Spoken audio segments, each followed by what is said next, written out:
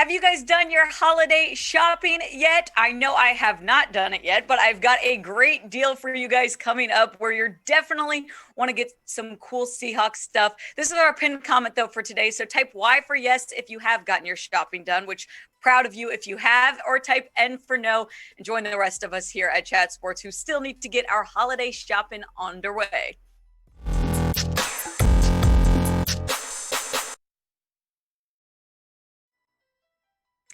We are talking Seahawks rumors, Seahawks news today. This is Seahawks Today, by the way, by Chat Sports. I'm Meghan Payton.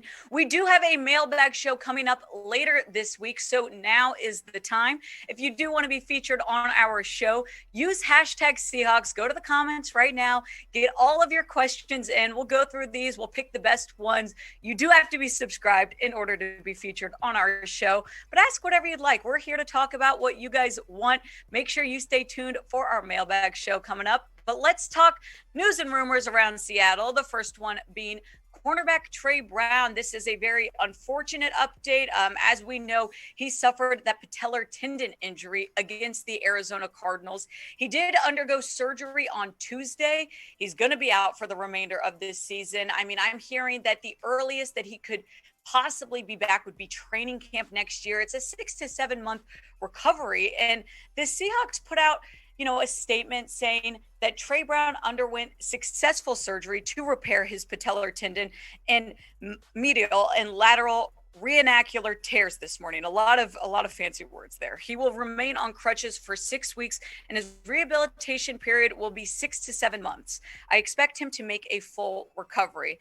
So at least there's the positive that Tre Brown will be able to come back eventually. And because honestly, he's such a dominant player from the little that we've seen from him. I think he's going to grow and be a great cornerback in this league. And it sucks because the Seahawks were just starting to use him. They were just starting to see what they could get out of him. And so I think this is a huge loss for Seattle. Now, obviously, they have enough problems going on with the season and how it is right now. But this cornerback issue has been a problem for the Seahawks even before the start of the season. They had the whole thing with Trey Flowers. Then they were kind of switching between Tre Brown, Sidney Jones, seeing what would work there. Tre Brown really worked. I mean, just look at what he's done over the 5 games that he played. He only has allowed 75 yards. He had 1 pass breakup, and receivers were 8 out of 17 on him. So I mean, I guess when you look at that, it's not overwhelmingly great, but at the same time, as a rookie and what the Seahawks were dealing with, Tre Brown was a good option. And so this is going to be a problem for Seattle no matter what, because as we know, Tre Brown's not going to be playing and DJ Reed is still trying to come back from his own injury. Now, I do think DJ Reed will hopefully be back in this week, maybe next week. But now we're stuck with what is Seattle going to do for the remainder of the season? Sidney Jones obviously being probably the most realistic answer. Obviously, Bless Austin is another option, but they're back kind of where they started, where they don't have a solid cornerback. Now it brings up the question, if DJ Reed is back, that would be the number 1 corner. Who would you rather see? Sidney Jones, who we've been seeing more of, or would you rather see Bless Austin? Get your votes in right now. Type SJ for Sidney Jones or type BA. And if you get the ad break right here, now is the time to get your votes in. I'm going to stick with Sidney Jones. And the reason I'm saying Sidney Jones is just really because we haven't seen much out of Bless Austin. And so now isn't the time for trial and error for the Seahawks until they know maybe, hey, the Seahawks season is over. I'm sticking with the guy that we know a little bit more about. He's had 36 tackles so far, 1 tackle for loss, and 5 pass breakups in 2021. Hasn't played a ton, but as we talked about, him and Tre Brown were rotating a bunch once, that position came up for grabs. I don't think Pete Carroll feels super confident in Bless Austin. He said in a press conference when asked about Bless Austin's play, he said he survived. Now, I think this is Pete Carroll's nice way of saying that he struggled. And it's true, he did struggle. He had 2 tackles during that Cardinals game. He wasn't probably expecting to play, but Bless Austin, we can look at what he's done in New York. That's really our best, analysis for him. He played 10 games or started 10 games with the New York Jets in 2020. He had 63 tackles, 4 pass deflections, 1 forced fumble, and PFF graded him his coverage grade of a 47.4 in 2020. So that's not great. Now, I don't know how much better, Sidney Jones can be, but this is where I think we ultimately look at this cornerback room and say it's a loss that the Seahawks are going to be without Tre Brown. Now is time, though, to switch a little bit positive over here and tell you about a great deal that I'm really excited about, guys, because chatsports.com/Seahawks hoodie, that's the link you use, and you can get up to 60% off on amazing Seahawks hoodies, zip-ups, pullovers. There's a ton of options. And I know most of the people watching this video, you guys are guys, but if you have a girl in your life, I've got the perfect hoodie for you to get because I own the same one. This is the Wear by Erin Andrews line, and you guys might not know about it, but I'm telling you, the girls do. It's the best line for NFL gear. She is crushing the game. You can get up to 60% off on all of these different Seahawks hoodies, sweatshirts. So make sure you go to chatsports.com/Seahawks hoodie. Get your holiday gifts now because this deal will not be around for long. Let's talk about some Seahawks moves that were made earlier this week. Elijah Bitten, he's a defensive back, and Ken Webster. Those are 2 guys that the Seahawks brought in to try out. Now, this is pretty obvious just with obviously Tre Brown being out and DJ Reed being questionable. They're probably thinking of these guys more in the practice squad element. Maybe they would, if they sign them, bring them up into the roster. I don't see that happening, but it's obviously an area that's very thin right now. So Pete Carroll is doing his due diligence and bringing in a couple different guys. Nothing major there. They did put a practice squad protection on offensive guard Phil Haynes. So you could read into that a little bit. I don't know how much that means, but they know that doesn't mean they don't want to give him up. So if a team did try to get Phil Haynes, they would not be allowed to because he is part of their practice squad protection. Now, I know we can talk about, the nitty gritty specifics of the Seahawks tryouts and moves, but right now I think the overwhelmed feeling in Seattle is not great. So I am going to just kind of take a step back and ask you guys, what is your one word to describe this season? To me, it would be somewhere along the lines of upsetting, shocking, disappointing. I don't know if many of us expected this, but hey, vent it out right now. Go to the comments and let me know what you think.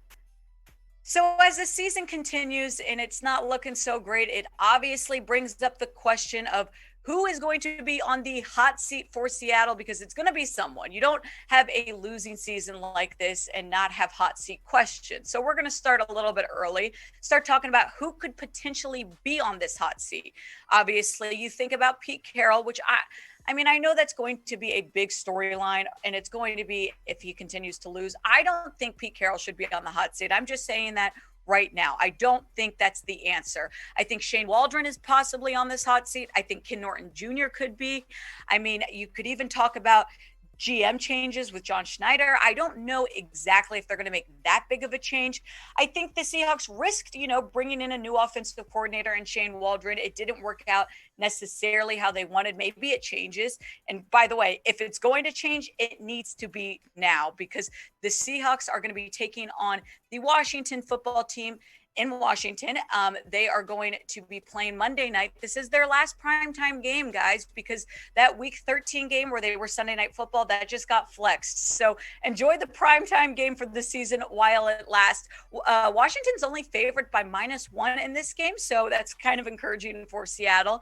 The over-under is set at 46.5. I think Seattle can win this game, and I got to be honest, it's the last chance for them to win this game, because as we're mentioning, 3-7 isn't a good record, and 3-7 kind of almost takes you out of the playoff picture.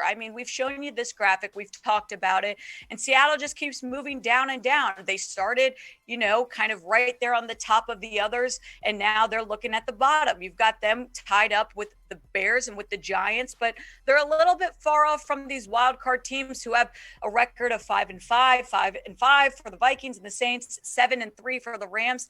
It's very competitive. So I think the Seahawks, they have a slim chance. I'm not going to say it's 100% not possible. If Russell Wilson is a guy to do it, it's going to be him. I trust in him. But I do think that major change is going to have to happen in Seattle. This is going to be an off-season topic, and there is going to be guys that have been in this league for a while on the hot seat. Coaches, staff, that's just how it is whenever you have a losing season. So I'm going to ask you guys right now, let's get some early takes in the comments. Who is on the hot seat? Go to the comments right now. Let me know your answers. This will be a topic that I'm sure we will continue to talk about throughout the season. So make sure you are subscribed, because win or lose, Seahawks Today is here to provide you with updates. And you guys can always let us know any show suggestions. We want to adapt to what you guys want. So anything you want to hear, let us know, but make sure you are subscribed to Seahawks Today. We are now going to talk about some early Pro Bowl voting results. Now, I know it's a lot of negative talk in Seattle, but there have been some guys that have stood out and fans have answered. Now, just to remind you guys, these are just the early fan votes. So if the Pro Bowl were today, this is, could be what would happen. But, right now we do have some Seahawks guys on this list, which is encouraging. We've got Quandre Diggs, who, obviously, I think he makes the most sense. We'll talk about that in a little bit. But Michael Dickson, also Quandre Diggs, though, let's just stick on him for a sec, because Quandre Diggs has performed so well this season that it's no question for me that he should be in the Pro Bowl this year. And I know he's on a losing team, but it doesn't matter. He's had 62 tackles, 3 interceptions, and 5 pass breakups. The Seahawks will be crazy if they do not find a way to re-sign him for next season.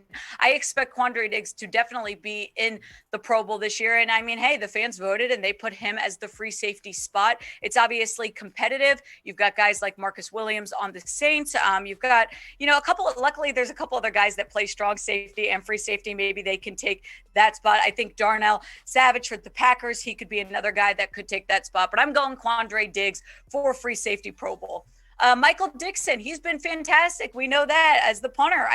There's been a lot of issues on special teams for players around the league, and Michael Dickson hasn't been one of them. So he got the vote for the punter in the NFC. I like that a lot.